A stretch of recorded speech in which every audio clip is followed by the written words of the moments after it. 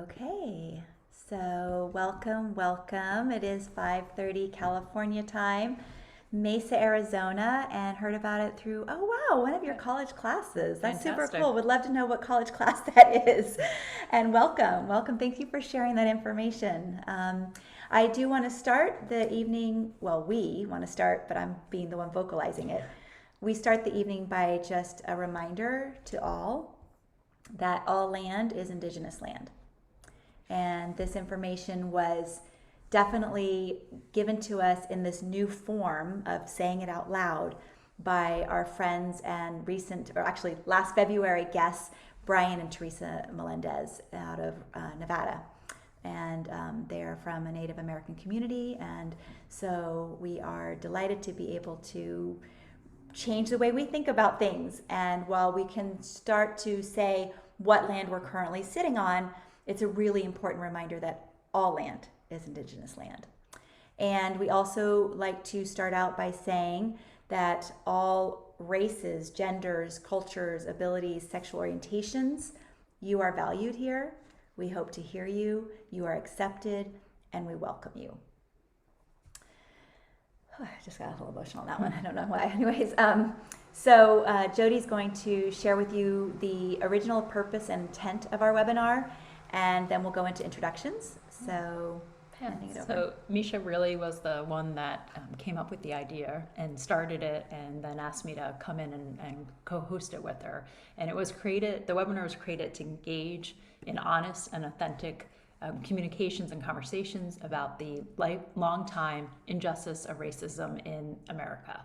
During the webinars, we discuss systemic racism in an effort to dismantle white supremacy from the inside out. Our intention with these webinars is to participate in sustainable action and highlight the voices of BIPOC community members, giving them a safe space to be heard about their experiences, to share what they choose to share, and to share their hopes and challenges and again, their experiences without the need to educate white people.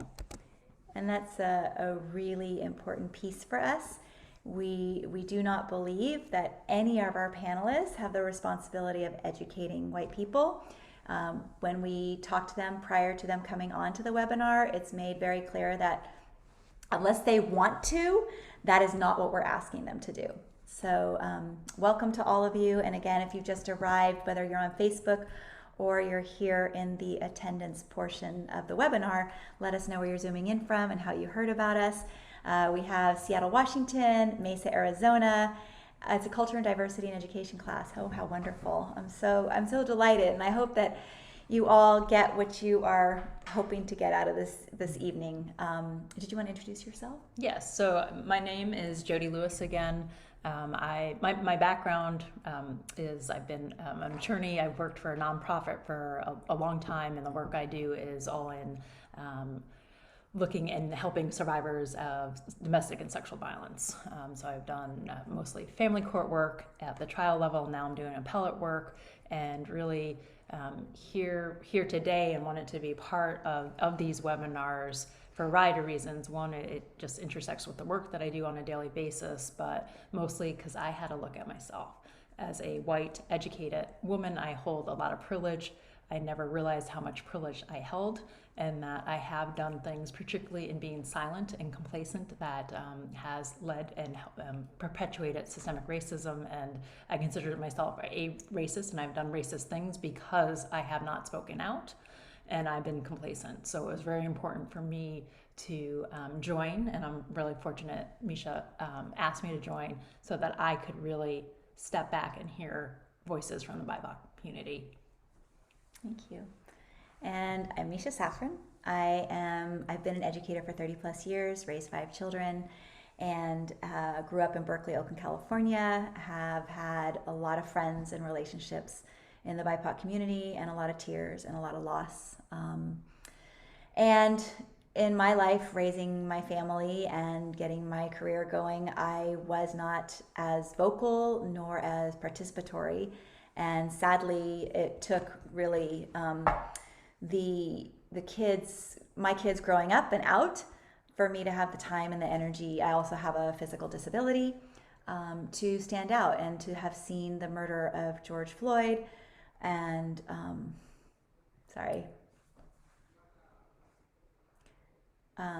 more will be said in this webinar. So I'm a voice empowerment coach.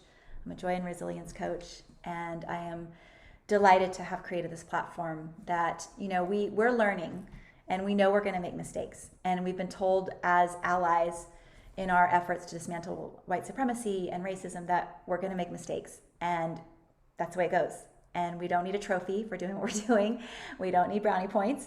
We're just going to keep doing it to the best of our ability. It is our sustainable action, and we have more than that. And we will offer resources to you at the end of the webinar for those of you who would like to get into sustainable action, whether it be reading, whether it be political work, whether it be supporting BIPOC-owned businesses, whether it be watching documentaries. Maybe you want to create one, but there's going to be a lot of opportunity for you to do things that we hope. We like to put out there that the hope is that you find something sustainable so that it's not just a phase. So I'm here seeing someone wrote here PDX. So heard about this from a family member and have listened in once before. Oh, right. Welcome back. I recognize your names. Wonderful. Good to see you, or quote unquote see you. So tonight is a little different. I'm sorry. Can we just put the agenda back up on your screen? So I can title. Oh, wait a minute. Are they here? No way. They might have made a mistake. Hold on a second. So just to explain our excitement, we had to pre-record this, which is unusual for us because Nzuri and Ty were going to be out of town, but it looks like maybe they unexpectedly... They came in on the wrong link. So they're celebrating Nzuri's birthday. Okay, we got super excited. We had so much fun with them. So we had to pre-record. That was so funny. We had to pre-record this session because they were going out of town to celebrate Nzuri's birthday, and we were very excited that we even got a pre-recording. Yeah. So basically, I'm going to introduce you to Nzuri and Ty more in a digital form, and then, but before I do that, I do want to remind our audience members and our guests, which they know because we pre-recorded it, that this is not a place for you as attendees to argue with our guests. This is a safe place for them. They get to share what they need to share. We will be giving you contact information for them later and ways to support them in their businesses and the things that they do. It is not an invitation for you to email or to write to them hate mail or say, I disagree with you, because this is their experience, their feelings, and this platform does not tolerate that. So I want to just really encourage love and compassion and just an opportunity for all of us to pause and take a deep breath and understand that each and every one of us has a different experience. And so there's nothing to negate. There really isn't. And I don't think, is there anything you want to add to that? No, just that we're all connected. And I think people easily forget that piece, that we're all community, we're all connected, and hearing each other and really listening is so important. Yeah, absolutely. So I'm going to share my screen and give you a little introduction to Nzuri and Ty. And Jody's going to turn off the teapot because it keeps making noise because I need to have hot water. So I also forgot to mention I'm a singer-songwriter, and I also write songs with regards to Black Lives Matter and other chronic pain and LGBTQ, etc. So here is a picture of Nzuri and Ty. Nzuri Soul is a soul rock artist based in Oakland, California, who has made a name for herself over the course of her 8-year career in the music industry with her powerful vocals and entertaining stage presence. And just a great general presence. In general, she's just such a light. She's no stranger to performing at iconic California venues like Oakland's Fox Theater, Yoshi's Oakland and San Francisco, House of Blues, Los Angeles and Las Vegas, the Fenix Club, the Empress Theater, and many more. In fact, Jody and I got tickets. We're going to Fairfield on November 4th. If you guys want to join us, there's the Downtown Theater. There's having tickets, and there's an opening act, and then Nzuri is also being highlighted there. And they are doing COVID precautions. Yeah, COVID precautions. It's a wonderful venue. We'll share with you a little bit more later. But also the Empress Theater and many more. So Nzuri released her 4th album called All of Me in July of 2021, and will be pushing her Christmas in Egypt album at the Mira Theatre this December. Then Nzuri and Ty And you'll see more information on the video. So we're going to go real light right now because we're very excited in the video. They have a new business together called Blocko Vegan Tacos, which started in April 2021 and is owned by Nzuri Soul Ty Ganter.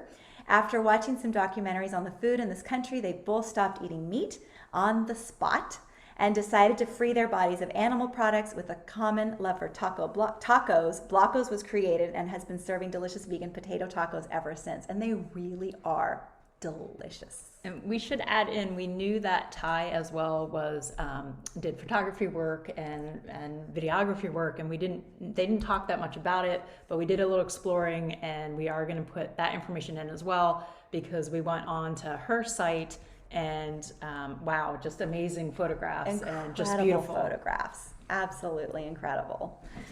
So before we continue, we'd love, again, if you're watching on Facebook or if you're here as an attendee, we do know that we have some people here from Arizona, some people here from Washington, and somebody heard about us through a class on inclusion and diversity, and I said that wrong, actually. Yeah, no, culture and diversity in education, and also from a family member. If you have not already stated where you're zooming in from, we would love to know and how you heard about the webinar. And maybe even if you had expectations or thoughts of what you might be coming here for, we'd love to hear that too, because we haven't really changed the format much. We are really enjoying getting to know a lot of beautiful people and raising their voices and supporting their businesses. So you'll also have an opportunity later. I'll give you the Venmo for Nzuri and Ty, and you can certainly send them a donation if you hadn't already sent us a donation, which we continue to put into play for our panelists. So we're going to start the video now, and we may occasionally stop it, but it is a pre-recorded conversation, and feel free to put comments or questions in the chat that we can then forward to Nzuri and Ty. And so all the love that you can give them would be wonderful. So I'm going to share my screen. And if somebody can do me the favor, though, in the chat, let me know that you can indeed hear the video once I start sharing it. That would be super helpful. Okay. Because, oh, I know why. Because I'm going to mute our microphone. So what I'll need to know is if you cannot hear it, that you will, oh, Florida, found this webinar through research. I'm doing an assignment with my class, Intro to Women and Gender Issues. Oh, so glad to have you here. Yeah, fabulous. Fantastic. Yeah, so I'm about to press play, and I'm going to turn off our mic. This is the first time we've ever done this, so we appreciate your patience and your help. Yes, let us know if you can hear it, because if not, we have to reconfigure. Right, so I'm going to press play and turn off my mic. All right, so it's so great to have both you, Nzuri, and Ty here.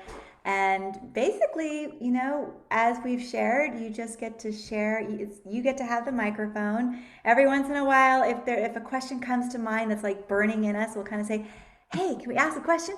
But you get to really share what life is like for you, or was like, or, you know, and yeah, we're just going to hand it over to you.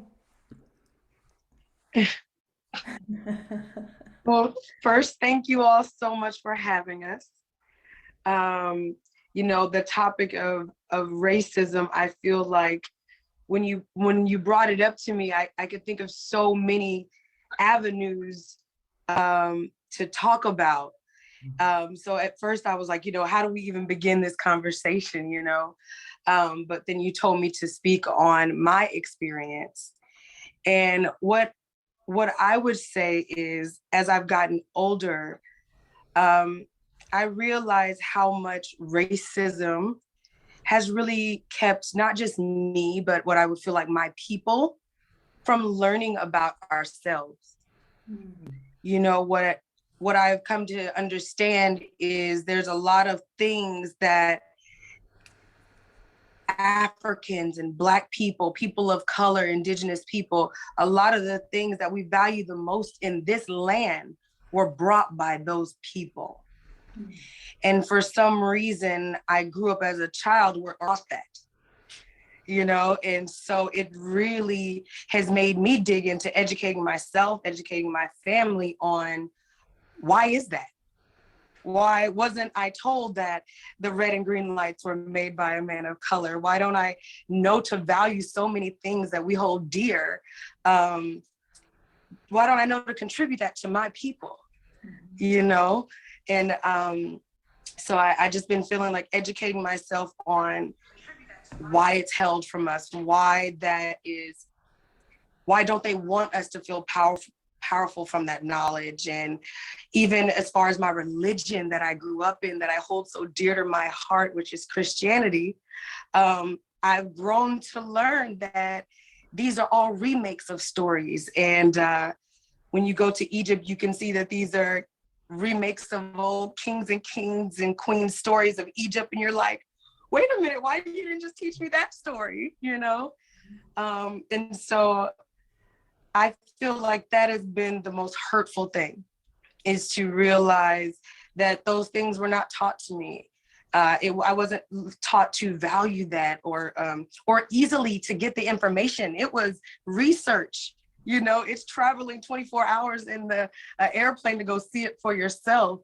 And I'm really saddened and hurt by knowing the benefits of my people, but how hard it is for us to access that information, you know? So I do feel that is right now in my life, the impact that racism has on me, right? Is that I'm a 35-year-old woman and I'm just learning these things. And I wish that I knew that already, you know? Yeah. A lot of our education system, oh, it's just another systemic issue, right? I mean, there's a lot of education that's not either taught correctly or was written by white man or was held back. I mean, even look at the last administration trying to hold back diversity trainings, you know, saying it's not okay to put the federal money there. So there's, Right. yeah, that's very painful. I can understand your hurt. Yeah, I think it's even more. Our country has erased its history because we Yes. have erased Black and African history and other BIPOC histories, and there's Yes. still many states like Texas that want to keep stuff out of the history books. And I can tell Right. you, as a white educated woman, there's so much. I mean, I'm listening to all kinds of podcasts right now, and there's so much I'm learning regarding a history of this country that I never knew about. And I agree with you. It's Mhm. horrifying that our country has decided to sit in silence and erase a whole culture and people that have contributed to making this country where it's at, or not where it's at, right? But the point is, Right, right. it just has a wall of silence around it, and get Yes. rid of it, which is not what we should be doing. Right. And it's really the wall of silence, right? It's really like, why are we quiet about it? Why have we become so comfortable around that? You know, why does that make some cultures feel so good to hold back? You know, when I feel like when you turn on a television, read a magazine, read a book, there's so much of our influence. You can't find a musical instrument that did not have an African influence. You can't find a genre of music that does not have our influence in it. Why not love that? Mm-hmm. It's like the ultimate, you know, display of ungratefulness in my mind. I'm just like, you know, you could cherish this. You could nurture this. It could be even more powerful for us all. But instead, for some reason, you're going to take a wall of silence because for some reason you've been taught that it makes you feel good or it makes you above or superior, you know? And it's really heartbreaking. It really is. It really holds me back from wanting to raise a child in a world like this. You know, I look at my nieces and nephews and I'm looking at my sisters and my brother and I'm just like, honey, what are we gonna do? Like, you know, I mean, the nights that we have cried over just being nervous of my nephews, because they're just Black men. They're young Black men and they're so beautiful. You know, but instead of us being able to say, honey, go enjoy that face and that good looking body, we got to say, this is how you talk to a police officer. This is how you have to be when you get pulled over. You know, instead of just sending them to college saying, live your best life, it's like, this is how you have to behave on campus. This is what gets taken away from you if you're caught doing something wrong, you know, and those are hard things. It really has changed my mind about, you know, raising a family, and then I just feel like I'm supposed to guard the one I have, you know, in a system that can I even really protect them from? You know, so it's quite heartbreaking and a daily challenge. I've seen my mother actually, you know, cry to the point of being on her knees for the simple fact of fear, just being fearful, you know, and it's on top of being an African American. Don't let you have like a learning disability or an autism or something that makes you even more different. Oh my goodness. Because then you're Where not are our babies? as having a learning disability, you're actually seen as being a disciplinary problem. Absolutely. Now you have a bad attitude. Now you're dangerous. Right? And where's that training? Where's the training for our officers, for them to recognize when you see a person with a disability? How do you handle them? Not how they handle you, sir. It should be their job to know how to handle all people, you know, with imbalances and disabilities, and it's not there. It's not there. Yeah. Ty, did you have anything you wanted to add in or state? I feel like that was a lot. But, you know, like Nzuri, it took me a long time to learn about my people, our people, you know. A lot of the stuff I learned in college, you know, but it's just, you know, it's very crazy just living where we live and coming from where we come from, seeing racism, dealing with discrimination. You know, I feel like my first experience was when I was probably about 10 years old, you know. That's the point that sticks out to me, is just being in a simple little ice cream shop. And I was with my mother, and we were waiting in line for quite some time, and no one seemed to notice us, you know, no one's seen us, but we made eye contact with the server so many times, you know. And I just remember we were the only people of color there. And there were some older white couple came in after us, probably about 5-10 minutes later. And someone came up to them, asked them if they need help before they even, and we were next in line this whole time. So I just remember my mother telling us to let's go. And we never went there ever again. And, you know, so that's just the first thing. It just made me think of, no matter how good of a person you are, no matter what you do in life, some people just don't see that, you know? And it's sad. It's sad that we can't change that for some people. But I do think it's the taught behavior. It's not, people aren't born like that, you know? It's taught. It's from generations down, you know? Some people just, they don't know any better because they've always been taught a certain type of way, to treat us a certain type of way. Yeah, you know, that I got a little bit revved up inside when you said that, because as the couple coming in after you, my first inclination is to kind of look in front of me and go, they were first. Right. And that's not always the way it is. And I don't understand it. And so it's hard for me to when I see or even notice something, it's hard for me not to say something. I usually do. In fact, I was on a call not too long ago in a coaching program that I'm in, and we have to digitally raise our hands. And I actually said to the coach that was working with us, oh, so-and-so raised their hand, because they called on me. And I said, so-and-so raised their hand first. And she said, I just take them in random order. Very strange response. Later, I got an email from that, we call each other sisters, saying, thank you for speaking up. You're right. Yes. I did come raise my hand first. And, you know, and this woman and I have a good friendship. So it was, I would have done it anyways, whatever color she was, you know, whatever background she was. But at the same time, I noticed it. Like, I was so drawn into, and it's something I've been working on with my coaching group, saying, please, you know, acknowledge diversity. Please make sure that but not everybody knows how to do it. It's that wall of silence again. It's the unspoken word, because people are so afraid of being uncomfortable.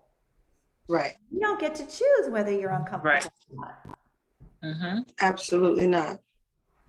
You never get to choose it, and you're never really ready for it. I mean, and really it takes people like you to say something for us sometimes. Yes. Like, my family just had this experience yesterday where we buried one of my uncles a few months ago. And the experience that my family received at the funeral home was devastating. Like, we had a Caucasian office secretary who told like our old like grandmother who's like 80, she couldn't use the bathroom. Like, you know what I'm saying? Like just disgusting behavior. A pregnant woman, you can't use our restroom, right? Just the most disrespectful. Just we said, you know, we won't do business here anymore. She said, well, that's fine, right?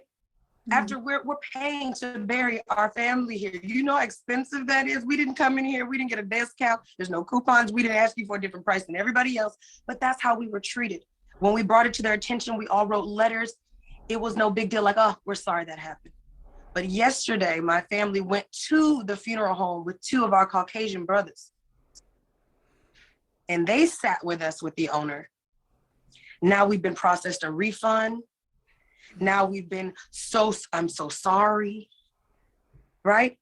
But had they not come with my family, it would not have been that. It would have been the same, oh, well, right? Now they've given my uncle a gift, you know, of a vase to put on his headstone and things like that, because you're oh so sorry.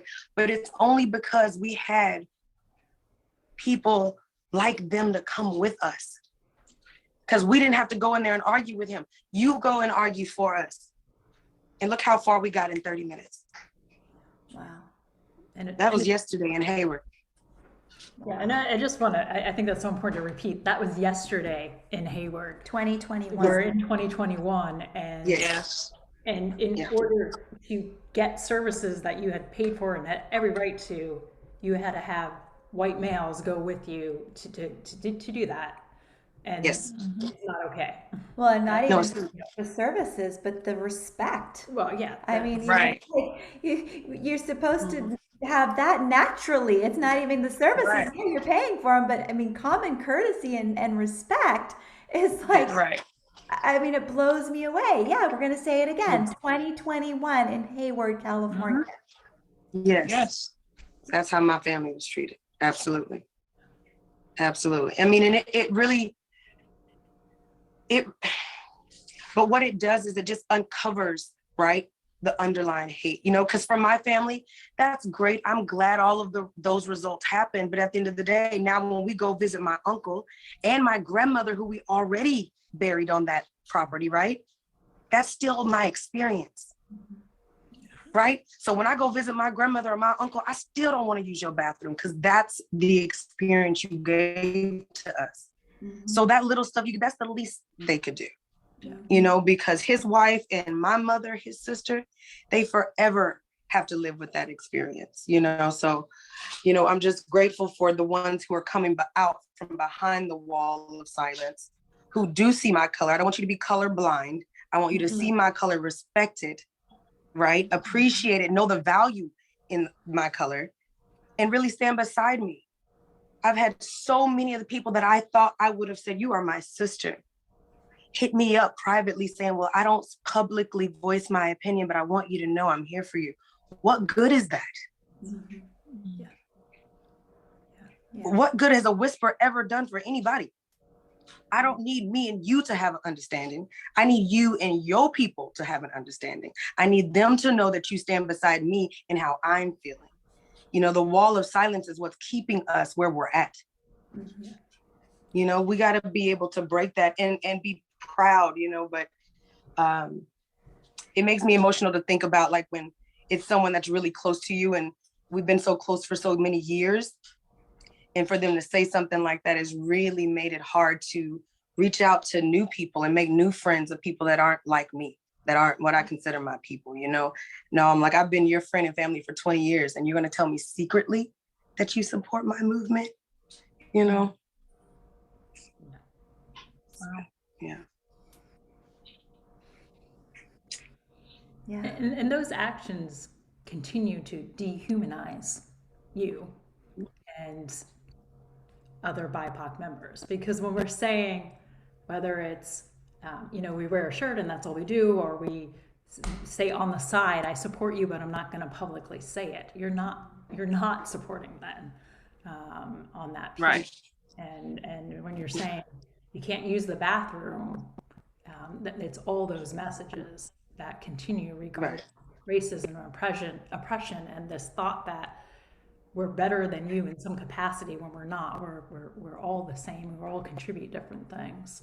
but it's that act of Right. just completely, it's not only this wall of silence, it's making you invisible, like Ty, your story, like, right? They were making it Right. Right.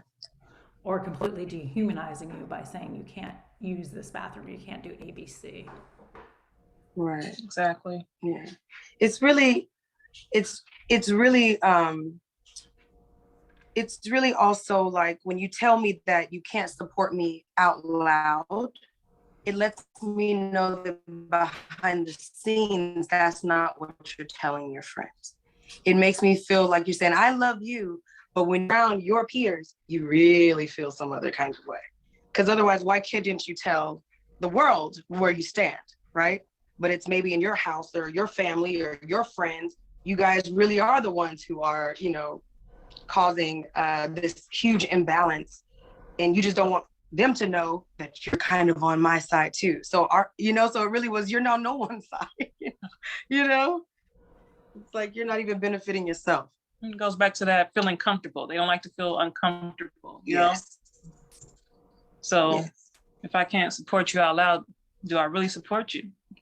I don't want to feel uncomfortable by supporting you. So it's just, and supporting me shouldn't be an uncomfortable thing. right. It really is. It should be an honor to support someone that you love. And I do believe that, I was born in Texas, raised a lot of my life in Texas, and I was much, much older. I mean, the majority of my friends were little Caucasian girls and boys, and I did not grow up feeling any different than my friends. And I was in Texas. I was in Jasper, Texas at that, right? The home of many devastating things. Yeah.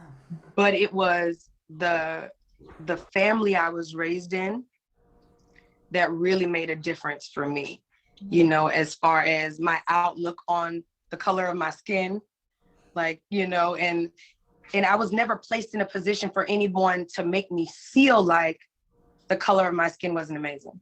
Like my mom just didn't go for that. I wasn't, as an adult, people have said, oh, you're so pretty for a dark girl, or, and I'm just like, yeah, dark, honey, I'm all of that. I'm a milk chocolate. I'm a dark in the sun. I mean, I'm a whole treat. You didn't know? Because my grandmother and my mother just told me always, since the time I can remember, they said, you are so pretty. You are such a beautiful young lady. Look how smart you are. It wasn't because of the color of my skin I was those things. I was just that, so I didn't know to compare anybody else to me, and I'm really grateful to the parents and the grandparents that I had for raising me that way, because I didn't feel inferior to anybody. No matter where you were from, how much money you had. I didn't even know what a poor child I was growing up. I had no clue. I was a child. My mother really raised me to be a child, a happy child, and I really appreciate that now, because as an adult, you can't hide from it. Every day I can see how I make people feel as a Black woman, and every job I've had when I'm working for someone else, they let me know that my opinion feels aggressive to them. You know what I mean? When someone else can say the same thing and it's like, great idea, So I'm glad that I was raised in a different space,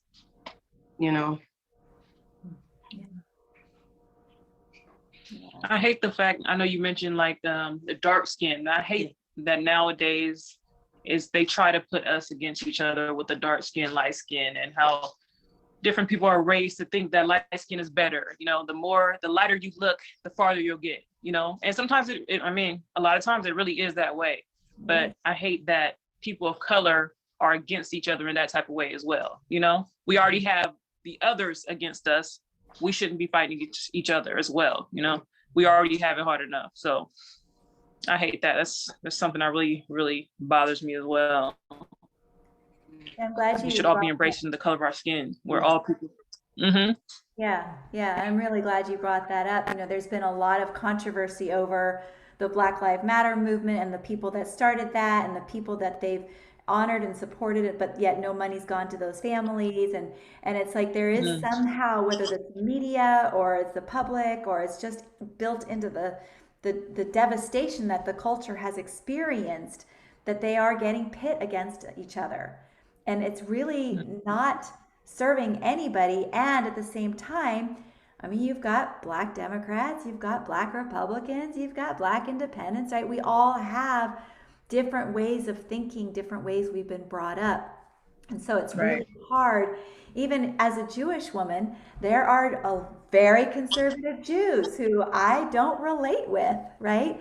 But I still have compassion and love for other Jewish people as I do other BIPOC people, other, white people. It's so there's something other than this against one another. Somehow I don't have the answer, but we have to find a way for cultures and races to be willing to get on some kind of level playing field when it has to do with humanizing one another, being treated as humans. But it's hard. It's a real challenge. And our part of history has designed that for a reason, right? I mean, when you look at our history, really, you looked at low-income whites were pitted against minority low-income, so that it created a system that then low-income whites then would attack low-income minorities. So then it kept because they were afraid of losing their jobs because Black people would take them, or and that just fed into white supremacy, right? That piece. They've done the same thing with all other races, right? Pitting races against each other, pitting even within races, people against each other. And in my opinion, it's a strategy, part of a strategy that has been used to keep oppression happening and racism. Absolutely. Yep. Absolutely. Yeah. Absolutely. And the thing about a lot of those systems is, it's such a taught behavior.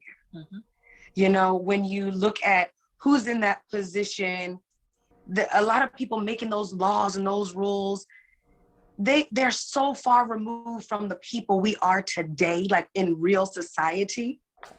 They're just making the rules and the laws and the decisions they think their dads would have made and their grandfathers would have made, that taught their dad that.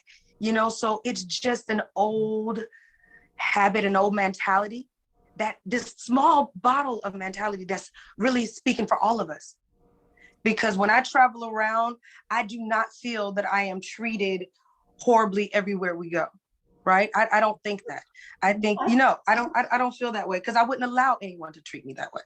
Yeah. Right? I will shut the whole place down. I'm that girl. But you know what I mean? Absolutely. Party over. But a lot of those things, a lot of those people are just, making decisions for the most of us. But I feel like I run into more people like you guys, right? Who are interested in having a voice. Right? We want to know more people like us too. And we want to know more people like you. Yes, absolutely. And, I just feel like when I do go home to the South, when I go, to Texas or Louisiana, things like that, I do sometimes feel like when I'm in the South, I'm in a weird bubble. And, I make, white people very uncomfortable because I'm just happy. And just a simple smile, they're like, oh, she's a happy one. Like, but in California, in the circles I run in, when we travel around, I don't think that's the majority of our country. So I feel like the media, however, which is the microphone to the nation, yes, I believe those are the people. I do believe that they use their stations and their channels and their radio capabilities, and I do believe that they spread that poison, right? So for me, I think it starts with the new little kids that are being raised and the people that are raising them. And the more that we can change those hearts, the better, because that's what's going to move us forward. Because the generations that's leading us now, they're still old mentality. Yeah. It's just that they have the money, they have the TV screens, they have the resources to get their word out when we're just trying to send it text by text, Yeah. So how have the two of you, I mean, this is exciting that you're starting a restaurant, first of all. And I know also everybody should know that also Nzuri Soul is a musician and a performer. How do you feel that this this culture of racism, well, I already know it's not holding you back because you've already said I'm that girl. How is it affecting your rise in your business and in your career? Yeah, and let's also add in as being women. And- Right? and Because women too, as yeah. women, we have barriers. As Black women, you have additional barriers, and you all just started a business, right? And you're doing it. I mean, you're Yes. yeah. Yes. Well, I will say the first half of that in music, I feel that I've been extremely blessed because, you know, I have never had the goal of like fame as my end goal, right? I think if someone is wanting fame and popularity, I feel like that is a very stressful way to go at the world of music, right? For me, music is who I am. It doesn't matter if I'm the only person that hears the song or if everybody gets to hear the song. I'm doing it for myself, right? So I feel like I've just been blessed that there's been a few people that want to come and sell out Yoshis in different places and come hear me do my music, right? But that's also a way of protecting myself, you know, because I remember Ty and I had a conversation where she was like, you know, well, if you know, you go up for a music contract against another light-skinned girl, even if you can outsing her, they might pick her because she's more commercially friendly. And I was really like surprised at that statement. I was just like, I really had to think about it. Like, well, why would that? But I could outsing her. Why would not I get the, you know? But then I just realized it goes back to that old system, that old teaching, that what makes most people comfortable is people that look like the people who own the station. Mm-hmm. And the lighter you are, the greater that is to some people, right? So for me, even after hearing that just a few years ago, I just kind of even settled more into, I just do music for me, and wherever doors God opens for me, I am there for it. I am going to make the best of it, you know, and my shows are never empty. The seats are always full. So I just feel like it's a blessing, you know, so nobody can take that away from me or change it or keep it from me because all this beautiful chocolate I'm wrapped in, you know, it's nothing you can do about it. And as far as Blocko Vegan Tacos, Delicious. Really delicious. Yeah, everybody, you gotta have these. So things. good. Even if you're not vegan. Oh my God. In fact, Right. pretend that it's not vegan and just say tacos, Blocko's tacos. No, oh man. No, and as someone that's vegan, I love them. yes. Thank you. Thank you so much. Look, we'll need that as a commercial there. No, so Blocko Vegan Tacos, I think, is really a labor of love. And it is really Ty and I trying to take an opportunity to really free ourselves. You know, I wake up in the morning and I work like as a public safety officer on the Van Ness project in San Francisco. Then I go and I sell tacos. And then after that, I go to band rehearsal. And, you know, it's just, Ty works all day at the courthouse. Then she has her, you know, photography company. And then we're selling tacos, you know. So I think that we would like to free ourselves with making Blocko Taco a big success. And also feed the community that we love so much healthier food. Yes. You know, we both became vegans because we watched a documentary on how the food that this country is feeding us is really slowly killing us. So then those same people can feed us their medication.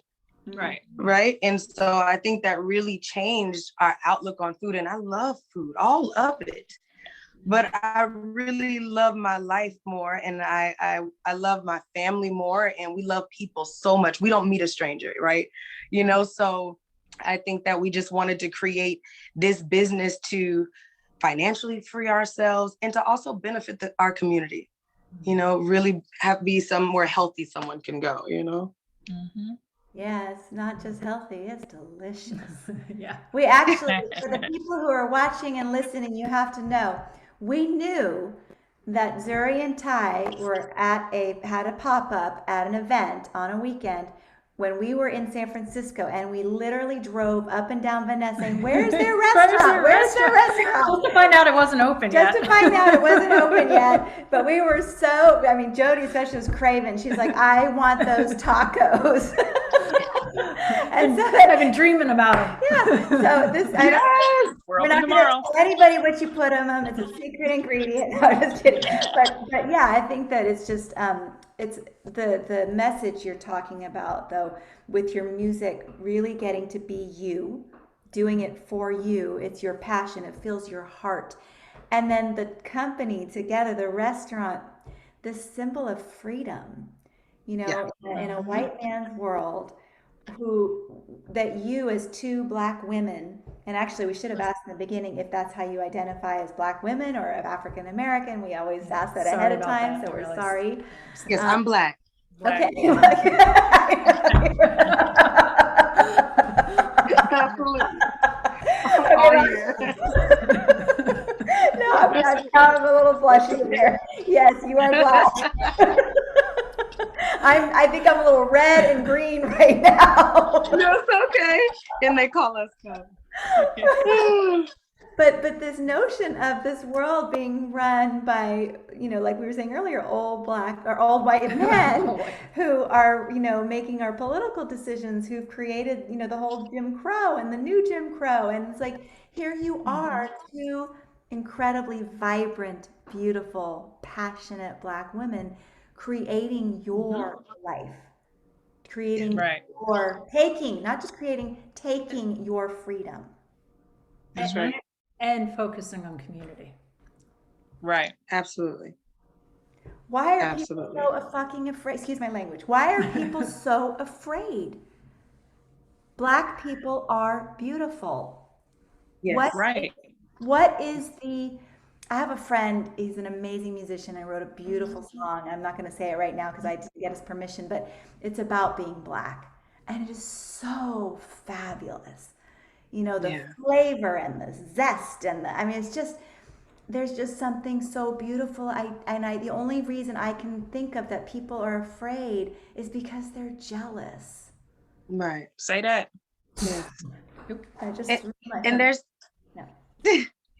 and honestly, there's a part of me that's like, I mean, not to be funny, but there's a big part of me that's like, I can almost understand being jealous, right? Because I love Black people so much. I think we are just so, I think we're so amazing. And I just think like we're just, you know, we just bubble over with so much talent and so much swag. And it's not that we had to study for it. We just born that way. And, you know, it's just the way we move just naturally. Sometimes even me, I see a group of Black people and I'm like, come on through, people. Yeah. you know? And there's also a part. Yes, but there's a part of me too that just feels like it's just an untaught appreciation. It's an untaught, you know, love. Like I love people, not because of the color of their skin, not, you know, any other reason. I just love people. I love women. I love when we come together and we do things, but that's how I was raised. Mm-hmm. You know, I didn't know to look at people for the color of their skin. I grew up like, you know, with people who very rarely look like me. It never bothered me. I didn't know it should have, you know, so I just think it is something that hasn't been taught. And when you don't know something, you fear it. Mm. Absolutely. And so I think that it's just, you need to educate yourself, well, you know? That's how it feels to me. Yeah. Our media did that, right? Our media created fear of particularly Black men, right? The focus on, if you even look at drugs, what the media showed were Black males with drugs or Black males committing crime, even though white males were doing the same damn thing. It just wasn't on the media. So they intentionally created fear. Yeah. I mean, you think about even back to George Floyd, right?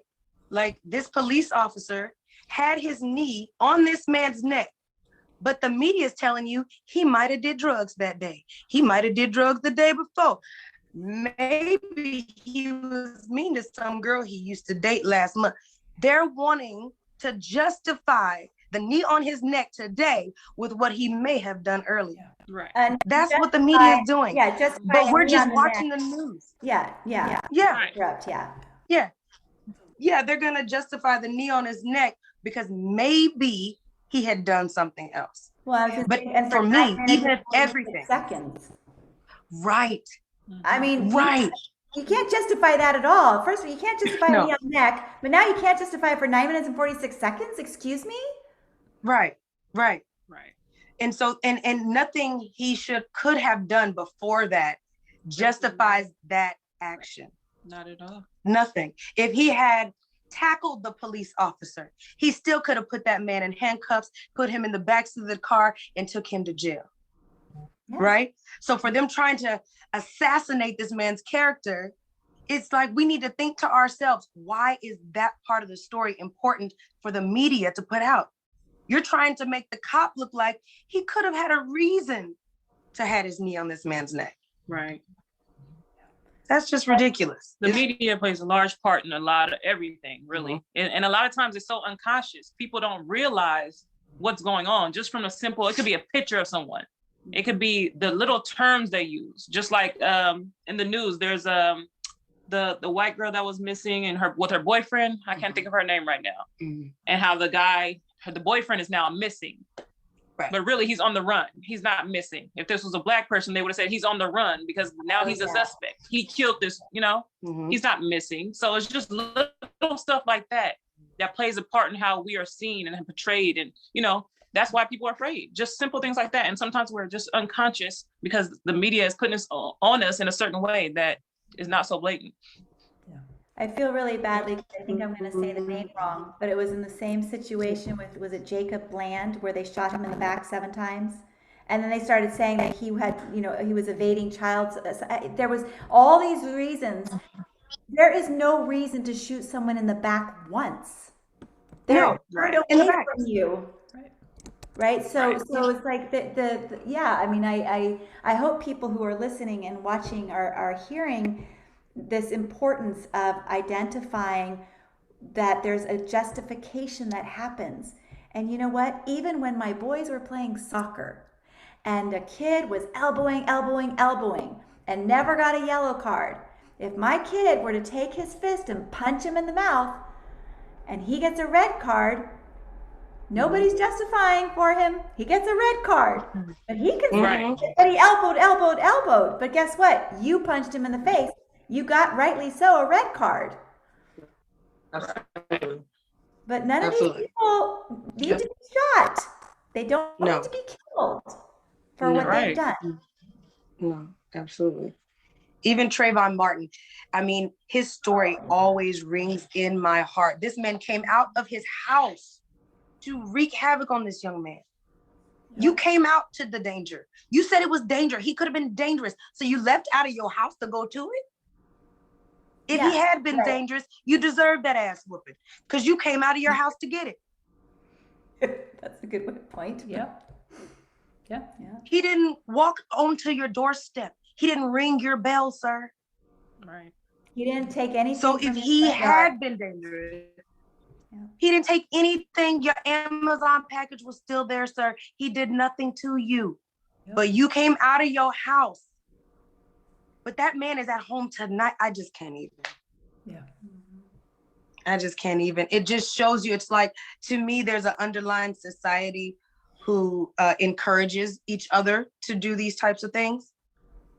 And I really believe that in my heart. I really believe there are hate groups that are still alive and well. I believe that the KKK has never, ever had a day off. Okay. I am from Jasper, Texas, where the KKK drugged James Byrd Jr., right? That is a relative to my sister. That was in 1998. That wasn't even that long ago. Right? And even more recent than that, in Jasper, Texas, my friend Alfie Wright was murdered by white men, and there's still nothing that has happened to anyone. It made it to CNN to 2020, and Alfie Wright, I speak your name because I know that he deserves justice. But will that family get it? Will they get it? Tell them why. Why did he get murdered?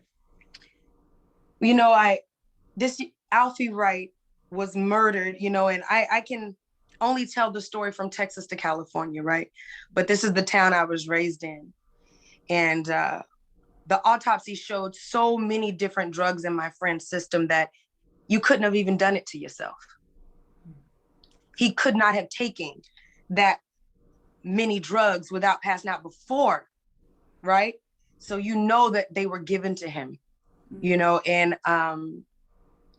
he was dating, he's married to a Caucasian woman, and it seemed as though he was having an affair or dating another woman as well, that happened to be the sheriff of the police, his daughter.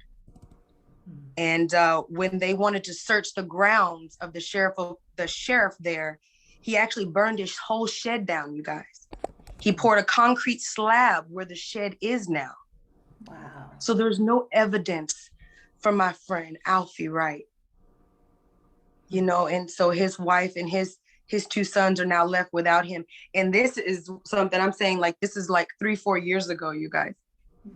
Right? So it's not something from, you know, way back. This is happening now. And I believe that the KKK still is alive and well.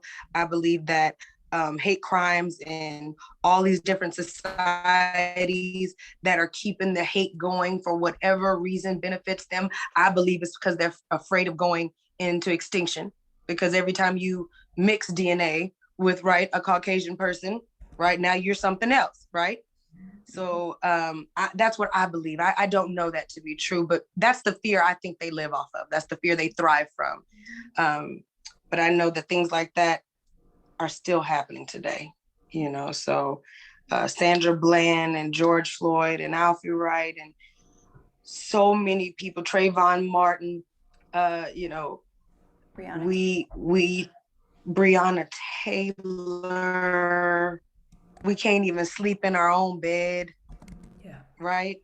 We work for the system and we still are not valued in any way. If that had been a Caucasian woman, every officer that ran in that apartment would be fired. Not on leave, not paid leave. At that paid leave, yeah. Who doesn't want to be on paid leave? Yeah. But we give them vacations when they harm us. Mm-hmm. Yeah, this is painful, real stuff. Yeah, it is. You know, and I think that one of the things that people who are listening and watching need to understand, when you say, Zuri, this is what I believe, you have experiences that created that belief. It's not just Right. unfounded ranting. You have No. experiences both personally and culturally that bring you to that belief. And Yes. so for someone to say, well, that's not true, no, you don't understand, or whatever. Mm-hmm. I don't know why I got an accent. That was really weird, but okay. It's just like saying That's what that they sound like, for sure. it's just like saying your feelings are not okay, and that's not okay. Right. To say that. So for people listening, when Zuri says this is what I believe, there are reasons she's come to these feelings and these beliefs, and it's not for anybody to take that away from you. Right. And I say I believe it because that is my experience, but it's not that I read it in a book. It's my life.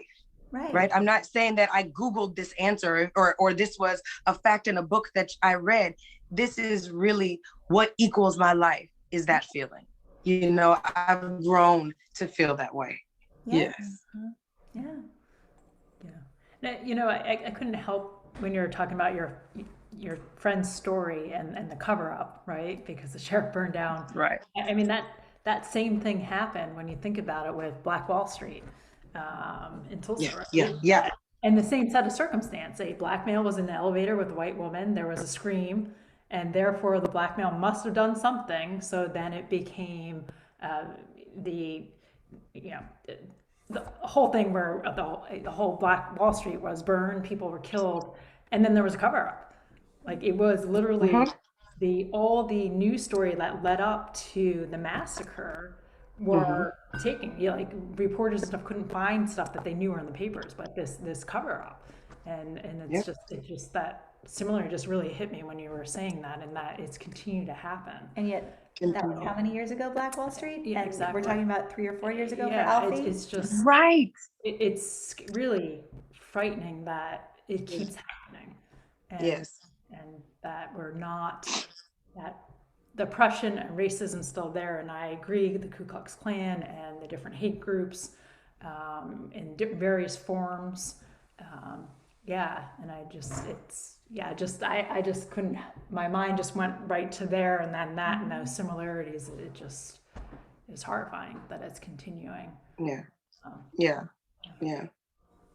So I know we don't have a whole lot of time left, but I know, Ty, we haven't heard your voice much because we all kind of jumped in, and maybe that's the way. So our dynamic, sometimes I definitely go in a lot faster and harder, and Jody can kind of like slowly creep in if I give her room. Yes. And I don't know if there's anything similar in your relationship, but Ty, completely. You want to share?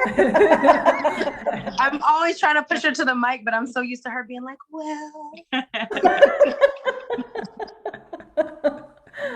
Yeah, that's totally us. But yeah, I mean, that was just, yeah, I agree with her. I feel like, no one can argue with someone's experience, I also feel like this stuff is going to continue to happen until we have more people like you, until it's more people like us. But, a lot of us live in fear because we know it's going to continue to happen. So it's just like, what do we do? I feel like so many people just like, what do we do? We're only one person. So I just feel like a lot of people will continue to live in fear.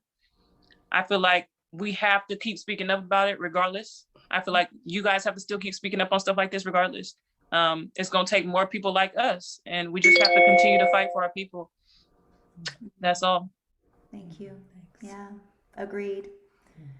And it's the hard part, and we kind of put this out last month to our audience as a kind of like a challenge, which was to start to, well, you can phrase it better, but start to identify the way they're interacting with people of color. And what was it specifically? Yeah, well, specifically the messages that are out there regarding BIPOC, and really to deconstruct those messages and really challenge yourself regarding where is that based in? What are these messages that are being told? And an example that came up recently for me, I was listening to a podcast and it was talking about Haiti. And when the news media talks about Haiti, it's always the poorest country in the West. And right. A commentator was saying that is already stigmatizing and categorizing Blacks as being lazy, or they can't have a democracy, and all these negative stereotypes. When you look at the Haitian people and what they actually accomplished, including being the first country to abolish slavery and make people free, and thus why they were then isolated and have the economy that they have, and there's all kinds of other interesting facts there. But that message, we need to start really deconstructing. Let me rephrase this. I, as a privileged white woman, need to really listen to the messages that are out there and deconstruct it, and really look at what is reality versus what is driven by white supremacy and capitalism, to the point that we are dehumanizing the rest of society. Right. Yeah, and we last month, and those of you who are listening and watching tonight with us, the last month was to really kind of pay attention to the messages that are in your life and what you're hearing and how you are receiving them, and if you're able to deconstruct them and look for more factual information rather than just the shiny stuff on the top. And then I would say for this month, based on this conversation, I would invite people to think about how much of your history do you really know? And how much are you assuming that just because it's 2021, this isn't happening anymore? We just heard recently having to have, a funeral being denied bathroom privileges, even though they're paying clients. And then only after 2 white brothers came with, were they then granted humanization. Yes. So for our audience, we really want you to think about, what are you believing isn't happening anymore? And what evidence do you have of that? Because we're hearing from our guests month after month, it's 2021, it's 2020. I mean, nobody would have thought that we would have seen George Floyd's murder on national, international TV, but we did. It couldn't get covered up. But there's a lot getting covered up still today. A lot. Mm-hmm. Mm-hmm. What surprises me is how many stories are on camera, right? It's a camera on every phone. Yeah. And we have all the video, all the evidence, and they still can try to justify or change it. After I heard George Floyd crying for his mother and saying he can't breathe, and there's no justification. Like, this man is watching people make a video of him on this man's neck. And I felt that his arrogance was just so, oh, well, he thought this man was so worthless that he thought that video would be nothing. And had not the Black Lives Matter movement in all these cities really made the noise we make, I don't know if it would have. Right? I really don't, because we see all the other times. I mean, there's so many videos of the police being so outrageous, so brutal to people of color, right? That I'm not sure. I just feel like there has to be an underlying understanding of them feeling like they're going to get away with this. Otherwise, I wouldn't do something on camera. Absolutely. Yeah. You know, but they're totally expecting their brothers to get them off with this. Yeah. Right. And I think when they do get off, I think they cheers at the end of the night. Like, yeah, another one we got to take down. You know, and Right? it all comes down to morality. You know, I'm going to share a really strange story. So when my firstborn son was just in kindergarten, I pulled around to park and just kind of waved goodbye. There was not a no parking sign. There wasn't anything that said I shouldn't be parking there. And a cop pulled behind me and basically started writing a ticket. And I'm like, what are you doing? I was actually in reverse. And he pulled and put his car right behind me. All up the block and along the way, there are signs that say no parking, no standing with your vehicle, where parents drop off their kids, right? And when he came to my window, I said, what did I do wrong? And he just was really blunt and just like, you're in the wrong place. You're not supposed to park here. And here my kindergartner is saying goodbye and looking at me with the cop talking to me. I'm like, okay. I go to the courthouse to argue it. I did the research. I was wrong. It was a blue striped lines, but the disability parking was here, and there was a van there, and she was taking care of her kid, and I was just there for like not even 30 seconds, but I was wrong. I went to court and I told them, and the officer was there. I said, I'm just going to give you some comparison here. A block and a half of cars parked standing. I have my reverse lights on after having waved goodbye. I'm not saying that I'm right. I read the code. I will share it with everybody I know. That's morality. That's integrity. I'm not asking you to completely wipe away my ticket. I was wrong. I am asking that you educate your officer on how to be more civil, how to have more integrity himself. Why did he pick me and not all those other people? And the judge was like, so you're, I said, yeah, take it half down. Like, don't charge me the whole thing. I'll take half responsibility and you take half responsibility. And they did. And then he looked at the officer, said, a little overzealous there. Which on one hand was like, thank you. And on the other hand, it was like, it could have been just even offered a little bit more like, you are here to protect the community, not rile them up and get them pissed off. Right. That's right. I mean, and I'm not, and I had the privilege to argue it because of the color of my skin. I mean, I'm darker than Jody, but I still had the privilege, right? And there's so many people. If I had my window down and that officer came to me and I was darker, I could have been in handcuffs within minutes. Could have been shot. I could have been shot. Absolutely. I mean, I wasn't. Yeah. Absolutely. So you could have got in more trouble for just asking, what did I do? Exactly. Well, we've seen videos of that, right? We've seen videos of black males. Sandra Blair. And military lieutenant saying, what did I do? And he was pepper sprayed for talking, basically. Right. Yes. And those are just all the videos. Imagine all the stuff that gets swept under the rug that we don't see, you know? Yeah. So I know that, this is uncomfortable and people are going to be uncomfortable listening to it. And it's not that we're going to change the subject because we don't want you to be uncomfortable, but I do want to know, we want to know, we've talked about this. Do you feel there's been any forward progress? Do you feel hopeful about anything around the way your lives are being, way you get to live your life? And what is something that you would just like to share as a, for your community, not for white people, but for your community? You take your time. You want me to speak first, right? Oh, yeah. I was gonna give her a go, see if she wanted to go first.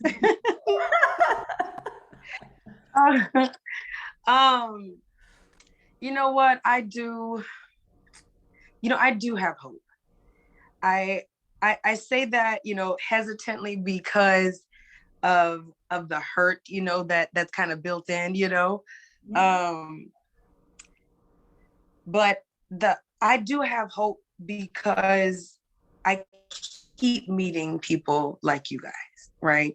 And I think that a few years ago, I couldn't name a platform like this. I was not being asked to, where the hurt comes from or how I feel about it. I can't say that many people before the last year or two have ever asked, and, but my hope really lies in the people who are raising kids today, because really the people we have in office right now, I feel like, like this one, I'm like, whatever, I don't think they were raised to be here for the change that we're looking for. I don't think that they were ever going to be in a position to make a real change for us. But I do think that the young men my sister is raising and the young men and women that my cousins and family are raising and her niece, I think that those children are being raised to love people. Then period. Love people, period. Because I think that any religion can be dismantled. Any organization can be dismantled. Anything can be debated, right? There could be two sides of so many things. But if we just stopped at you love people, period, that would change a lot of things. Absolutely. And so my heart's desire is that all of this comes undone the more we start loving on each other, the more that, I can enjoy the value in you like you can in me, because really when I party and when I'm in a party and it's all different kinds of nationalities of people, that's when you're going to have the best time. I believe that's what heaven looks like, is all of us together. I don't think there's going to be the greatest time in our life and we're going to get there and everybody going to be in different corners, So for me, I really am so hopeful that, the people we're raising learn to love each other, just period. I think that's how I feel. And that's the life I'm trying to live. And I want people, when they interact with me, I want them to walk away like, I think she loved me, because I do. I really do. And I just value everybody's input. No matter what we're doing, whether it's me singing or whether it's us at our taco business, it takes everybody to make those businesses run and to make that grow, So I just want to live a life that feels welcome to everybody, period. Yeah, I'm hopeful as well. I may feel like progress is slow at times, but slow progress is still better than no progress. To add to the love people, I would say love yourself. I would say love yourself and love people. And that's also what I would say to people, in my community. Let's love ourselves so we can love people, I think as long as we keep doing what we're doing and sticking together and speaking out and sharing our opinions and our experiences, that we will continue to progress, Yeah, that's just the basics. I mean, I feel like we're going to continue to go through things, and as long as we get through those things, we'll be good. Yes. We can't give up now. Yes. No. And also what I would say is make your dollar speak for you in this country. Since it's so run by money, make your dollar speak for you. Where you shop really matters. Yes. Right? The things you buy, the companies you buy, even your simple products from, Like, research that company, see what they're really doing. Is that something you want to be benefiting? Is that really where you want your money? If you really want to support my community, go find our businesses. We have grocery stores, we have beauty salons, we have, restaurants, we have all these things. Make your dollar speak for you, because that is really what changes the smaller communities is our dollars. Yes, buy Black, support small Said business. that. Yeah, we have actually, so everyone who attends our webinar receives all the resources that we've been compiling since we started, made by other people, made by us, and on them are bookstores and articles and podcasts and webinars, and you'll be on there now. And I mean, so your music business and so we do highly encourage people to read the resources we send. There's links everywhere. It's like, we're not educating all of you. We're not going to tell everybody about everything that's on that list, but you'll get the list so you can click on stuff and learn for yourself. There's a whole book list, books to read, music, movies, music. What else do we have? Documentaries. But I do want to say one thing before I hand it over to this one, because I know I said a lot. I know that my apology is not going to mean anything, because it's about what I'm doing today and what I'd go forward. But what I will say is that I am very sorry that it took until George Floyd for me to find the energy and the time and priority to be a better ally. I mean, I certainly, was busy raising kids, but I didn't have the same fears you had. I had fear as a Jewish woman when I went to France, and I was American and Jewish, and people didn't want me there. I was lucky to find the people who did. But it really took seeing this man on the ground. And I didn't care what he had done. I did not care if he had done anything. What I saw was an awful injustice. And I'm grateful that not only did I have the courage to stand up and break my silence, but that when I invited my partner to break her silence and be with me in it, some beautiful things have been happening. And we meet people like you. And it's really okay for me to say I apologize, that I made a mistake, and that I'm moving forward and growing. Because when I was first doing these webinars, somebody said to me, I said, I'm just so afraid of saying the wrong thing and then, feeling like I'm making it worse rather than better. And they said, you are going to. I was like, oh, okay. And I'm like, okay, I could at times make it worse, but I'm not going to make it worse like people do with guns. But I might say the wrong thing. It might be a microaggression. It might be inappropriate. And the best piece is that I'm willing to learn and own up to my mistakes and be accountable and responsible. So I haven't done this before. This is like the first time I've actually come out on a webinar and said, I'm really sorry that I didn't do this sooner. And I'm grateful that you are receiving us and here with us. Yeah. Appreciate that. You brought me to tears.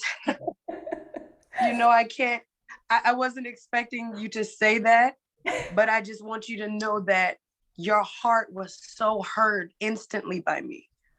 Like, for anyone to want to apologize for that experience, you did not do it, but for you to apologize, I cannot tell you how that made me feel. And I'm very appreciative of you even just saying that. I never considered ever, someone would ever apologize to me for our experience. And you're the first person I think I'm blown away by you saying that. And I genuinely appreciate you saying that. That was huge. That was huge for me. We hear you, we feel you, we appreciate that. Yes. And apology can go a long way. Yes. And wow, that went a long way for us. And we appreciate that. We appreciate you guys. Very much so. We appreciate I'm gonna cry my last right on off. That was very sweet. Thank you. We do want you to tell people, we'll put it in the information, but we do want to tell people where to find your music, where they're going to be able to buy your tacos and eat them till their stomach gets too large, whatever it is. So can you, and then I'll have Jody do closing comments if you're willing to just share all that wonderful information, your Instagram, whatever it is, however people can find you.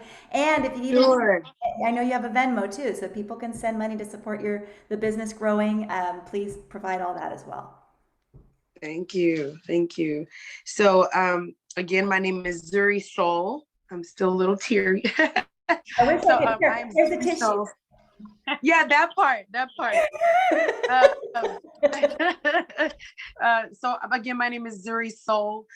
You can find my music anywhere you stream music. You can find Nzuri Soul. That's Nzuri Soul, and that's any platform, anywhere you look. I have lots of music videos shot by yours truly over here on YouTube and things like that. And I perform at venues like Yoshi's and different theaters all over the place all the time. I'll be at the downtown Fairfield Theater November 4th. And tickets went on sale for that today. So, Wow. I would love the support with that. And as far as Blocko, that's the poster you sent me, right? That's the poster that you sent? Probably. Okay. All right. I put it out there, but I'll double check and make sure that people get that as well. Okay. And then for Blockos, you want to say? So for Blockos, our Blocko Vegan Tacos, our website is blockovegantacos.com. We have Instagram, Facebook, that's at Blocko Vegan Tacos. What is it, Venmo? Yeah. Is Blocko Tacos. Blocko Tacos for the Venmo. The best way to find out where we'll be in our hours is either Instagram or our website. Yes. And now you're spelling Blockos, Blockos. No S. No S. Blocko, just Blocko. Tacos. TACOS. Vegan tacos. Oh, Blocko Vegan Tacos. Okay. We got to make sure everybody knows it. That's right. Please follow us on Instagram. Yes. We're having we're going to do a giveaway when we get to 1,000 followers. So we're almost there. All right. We're at 920 something today. So we're on our way. We're going to have a celebration. So if I just keep clicking it, then I can get the 1,000 free. No, not 1,000 free tacos. It's a giveaway for 1,000 followers. Oh, I got to I thought it was 1,000 free tacos. I got excited. Right. Look, we appreciate that energy either way.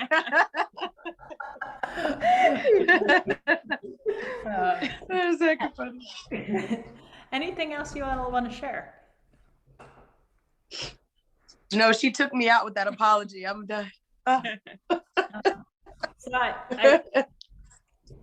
what I would like to say is that I mean, we've heard it on other webinars, and we heard it again tonight, and we've stated it that going to the uncomfortable is what is necessary. Misha had this brainchild to do this webinar and invited me in, and it's not an easy platform for me. I'm not I'm not on a lot of social media stuff, and I think probably the hardest piece in my struggle is that I have verbally said on this webinar, and I'll say it again, I am a white woman that has had a lot of privilege in life. I have been racist because it is so ingrained, and that's hard to state. And I think harder for me has been my own complacency in it, because I have not spoken up when I could have. And even as I'm doing more of this work, there have been times, particularly with family, where it's even harder or can be harder, where I have not said something when I should have. So for me, the importance of me continuing being in the uncomfortable, doing these and facing my own privilege and not speaking up and learning more about it is so important. And that's why we're here, and that's why we're starting to pose things for people to think about and challenges even more than just not just, but being present, because it's ongoing. And until we all do it, we are going to continue to be in a society that thinks it's okay to treat people less than, and we're not less than, we're all together. And I think that on another note completely, I think today brought out Nzuri and Ty's new slogan for Blocko Taco, which is love yourself, love people, Yes. love community. Love tacos. Yes. Love tacos. Love tacos. Vegan tacos.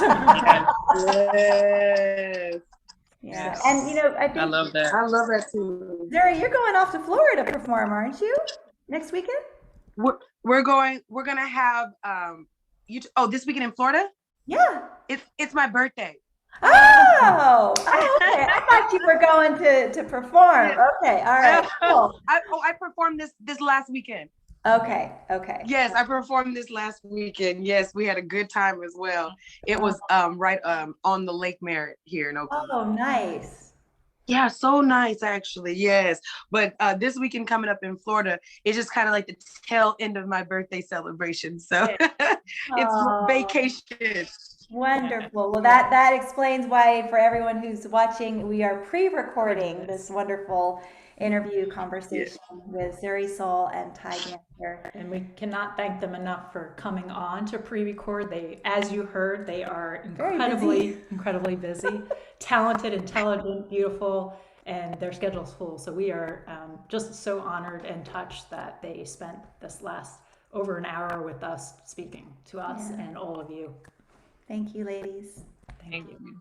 Thank you. Thank you for having us. Yes. This even brought up some things I didn't even know I felt, to be honest.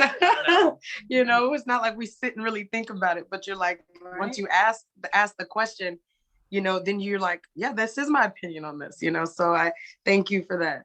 Yes. And real quick, I just want to say, you saying, you know, I was a racist, like that was deep. That was something I've never heard anyone say before, you know, and that takes a lot for someone to actually admit.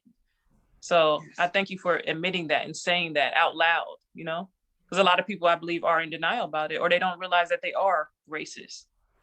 We're all racist. Thank you for Thank you. I mean, when we're silent, and we have all been silent, we are racist for those of us that are white. That's just real. Yeah, absolutely. That's the real challenge. Is people get so, I mean, I got defensive 3 years ago when a friend of mine got upset at me because there were three of us. She's Hispanic. The other one, another friend of mine is Hawaiian, Asian, Chinese. And then I am Jewish, lesbian, white, I guess you call it. And we were talking about, my friend who's of Asian descent and I were talking about an old, I don't know if it was a cartoon or a commercial on TV. And the other friend said, you guys are being racist. And I actually got really defensive, like, oh my God, what do you mean I'm being racist? I'm just saying what I heard them, you know, that we remembered as kids. And she was very emphatic and I got very upset. And so this whole journey has been, for me, I'm hoping anyways, a living amends, because she and I aren't friends anymore. And I don't know, my hope is that I can reach out to her and apologize to her too. And so I think what people need to understand is that it's not that we're being intentionally racist to hurt someone, but we are racist because we continue the patterns, the language, the semantics even of our ancestors. And the silence. And right. In the silence, yes. Yes. Anyways, I'm sure you guys are exhausted and it's time to keep going. You're dressed like you're about to go out and celebrate, so we're going to let you go. I'm going to stop recording and then we'll say our goodbyes. Yeah, you can stay on. We're going to stop. Okay. So we'll all say goodbye. Thank you. Thank you. Thank you. So thank you everybody for your attendance, and hopefully you got some things to think about. We do want to share that you'll be getting follow-up emails with resources that we've created that were mentioned in the recording. And also what didn't get mentioned on the video, but we put in the chat, is Ty Ganter's photography website, purevisualstv.com. She's phenomenal and would love to just see any of you supporting them, reaching out to them. We did see a wonderful comment in the chat that we'll pass on to them. This person said, I appreciate their honesty and bravery and sharing their stories with strangers. Exactly. It's truly educational and inspirational to keep the dialogue going. And somebody else also mentioned that the woman that was referenced previously, whose white killer was on the what was it? Hiding as opposed to on the run, was Gabby Petito. So thank you, everyone. Those of you who are attending here in the webinar, if you would like to put any other comments in the chat for us to pass on to Nzuri and her partner Ty, please do so. If you're watching on Facebook, you can put it there, and Nzuri and Ty will probably see it, and we'll transfer these comments as well. If you are a member of the BIPOC community and you would like to be a guest on our webinar, we do want to let everybody know that we do not take people's time for granted. So the panelists have three options. They can get a stipend from us. Each person that is a guest we give $75, or we can give that money to a charity of their choice, or promote their business. So in this case, Nzuri and Ty asked for their businesses to be promoted, and we are sending out more information in my email list and other things to support them and their businesses. But again, if you are interested in being a panelist, or you know someone who might be interested, the email that you get following this webinar will have the links to sign up. And there'll also be the link to register for future webinars as an attendee. And then if you're watching on Facebook, we'll put all those links in the chat. And so we just want to thank everybody for being here and wishing you a very progressive future. And white silence is the same as white consent. So we just want to continue to put that message out there. Thank you very much. Thank you all for attending, and of course for Nzuri and Ty for being just so powerful in what they shared with us and were willing to share. I think there's so many just powerful, amazing statements that they made, but to end with just going back to the piece about consent and silence and complacency, when Nzuri said, what good is a whisper? And maybe as we go forward, we all think about that, and we hope that many of you will join us on future webinars. Thank you so much. Yeah, thank you. Thank you really very much for being here. And one final reminder for those who are listening on Facebook, because we didn't say it out loud, our challenge for our listeners and viewers this month is to educate yourself and identifying how much do you really know about your history, and what did you think stopped happening but truly is still happening here in 2021.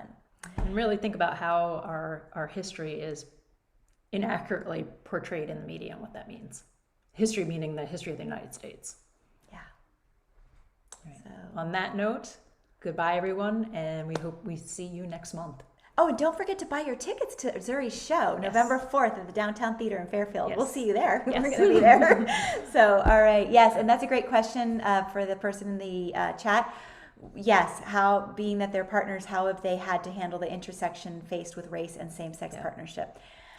We've been having those conversations, and we're actually fortunate enough that Nzuri and Ty and Jody and I have decided we want to become more friends. So we're actually going to the show on Thursday night, but we're going to have dinner with them on Friday night, and we're super excited to develop that friendship. And we can certainly explore, have further conversation with them and see if they would be willing to come back and speak specifically to that question if they so choose, or other panelists have also talked to that. The intersectionality. So thank you so much for that question. Yeah.